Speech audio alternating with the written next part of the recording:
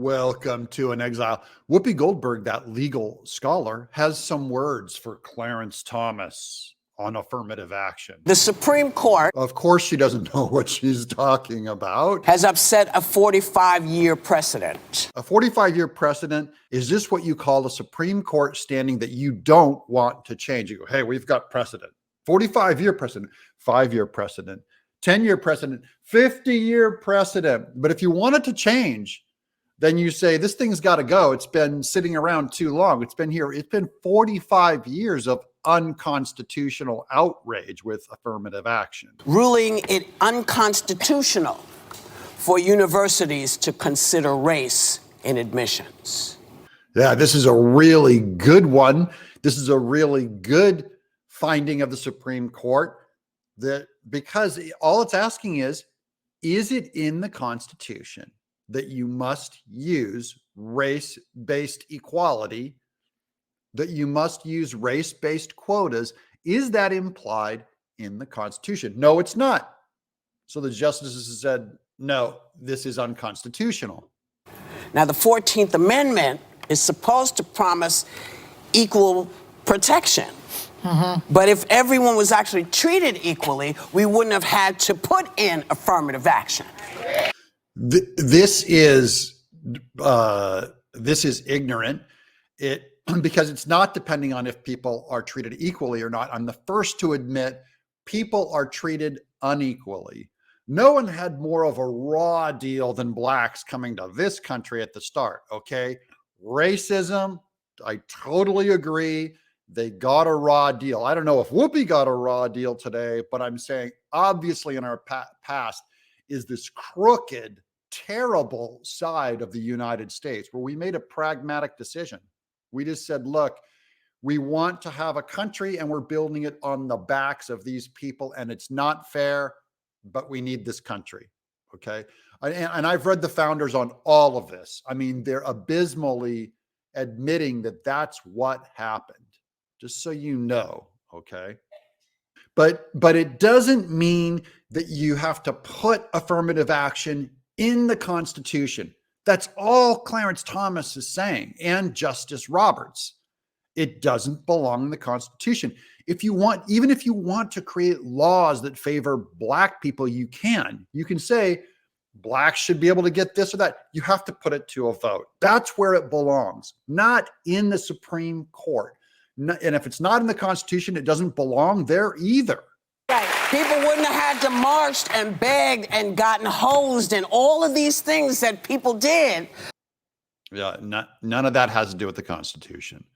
The fact that blacks were treated unfairly at some point does not mean that you go in and you make a one-size-fits-all statement in the Constitution that you'll favor them in college admissions. That's all. Because we elected a black president, they think that racism is over. It's not. Yeah, okay. Again, news to Joy, who also doesn't know what the Constitution says. I've never said that racism is over because we elected Barack Obama. Neither has anyone on the Supreme Court even breathed it or implied it. No one is saying that racism is over. We have racism is everywhere. Racism is a problem in the human heart, and it continues. Even when you remove affirmative action, which I believe exasperated it and made the racism worse. Is that what's next? Gay marriage? Boy, I hope so, because sexual orientation is not race, and sexual orientation is something moral. What race you are is not moral. The amount of melanin in your skin or your ethnicity or what country you were born in, that doesn't tell me anything about your values. Who you choose, who and what you choose to sleep with, that does have a moral component to it. So, and I do hope the Supreme Court stays out of that too. I mean, they want to get rid of abortion rights, which they practically have done. They didn't get rid of abortion rights either. They only said that there's not a right to privacy in the Constitution and that you can't find a right to an abortion in the Constitution. That's all they said. So they didn't take your right away. By the way, all rights are self-evident and given by your creator. So you either have the right or you don't. And it doesn't even matter what the Supreme Court says about your rights. They can't give it to you. It's also why they can't take away my guns. They can't take away my Second Amendment right. The right is given by God, not by the Constitution. And they can sit there and say all they want. We don't recognize it anymore.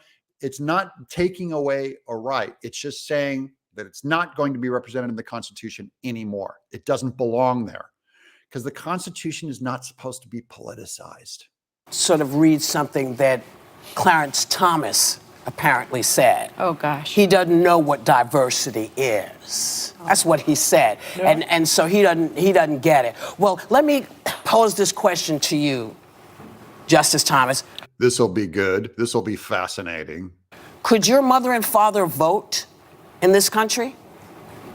Because had the 14th Amendment actually had us on equal footing, they would have been able to vote. And you know why that changed? Because people got out and made it change.